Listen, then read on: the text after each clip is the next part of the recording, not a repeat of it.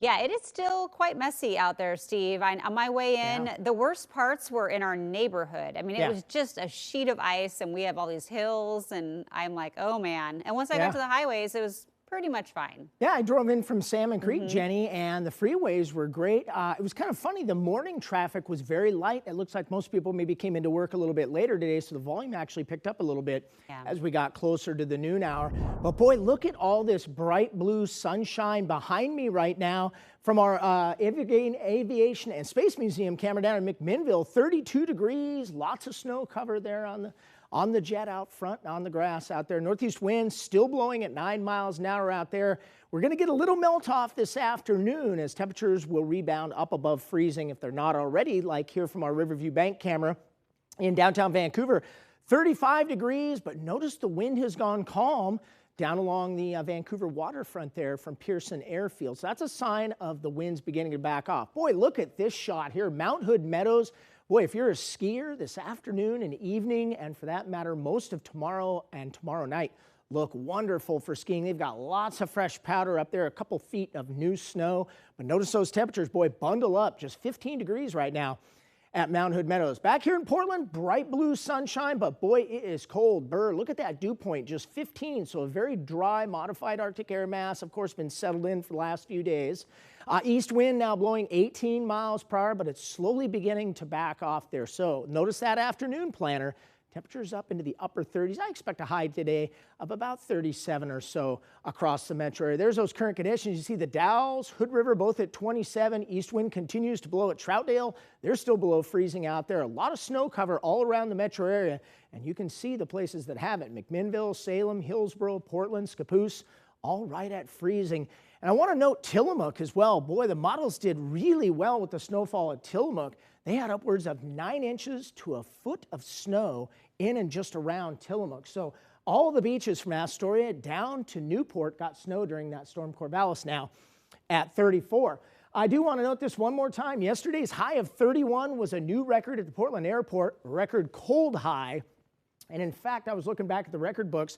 This is one of the coldest daytime highs in Portland this late in the winter season. So it's quite remarkable that storm was. Okay, here's those highs yesterday as well. 27 at Hood River, 26 at the Dalles. Those are 30s there in the Willamette Valley. Again, we'll add about 8 degrees to that today. So we're warming up and beginning to melt those streets. There's that big upper level low, bringing all sorts of snow to the Sierra Nevadas. There's blizzard warnings up in California. Big storm down there as well. Satellite and radar high and dry here in the Pacific Northwest. Don't expect that to change. Now we're looking ahead. The next chances of snow. Our confidence is kind of low right now on this, but it would be Sunday, Monday, and into Tuesday. If you have plans, Saturday, I think Saturday is fine. Late Saturday night and overnight Saturday night and Sunday is when things will begin to change. And is it just a foothill event for snow, or could we see it down on the valley floor again? Here's our forecast snowfall levels. Again, we're fairly good through Saturday, but it's Sunday morning I'm watching between about 3 a.m. and 7 a.m. briefly. I don't expect an area-wide snow event, but some of you could have some sticking snow even down to the valley floor overnight while you sleep on Saturday night. And I'm watching again around Tuesday as well. Wind gust forecast. Notice we back those winds off tonight. Here's 5 a.m. tomorrow morning. Calm winds. That's why I expect tonight to be the coldest night, or one of the coldest nights this entire winter. There's that wind chill forecast. Boy, teens and 20s coming up overnight tonight and into tomorrow. Forecast lows. I'm going 20 in Portland, but outlying areas. Look at all those teens coming up overnight. Now, Futurecast, I want to roll this real quick. Here's that next system. I'm going to stop it at 1 a.m. on Sunday morning. This wants to paint light snow up over the valley, maybe 1 inch to 2 inches before it mixes out. Here's 7:30, 8 a.m. on Sunday. It's mixed back out to rain. But as we move it forward into Monday morning, all eyes then on Monday morning as another system comes in, and that, Jenny, could bring a little bit of east wind out of the Columbia River Gorge. Josh will be in all weekend. He'll keep a close eye on that. So we'll call it cold and windy. It's a weather alert day there on today, and then tomorrow morning, coldest temperatures probably of the season. Teens across the metro area. Still cold on Saturday, but notice that high of 40.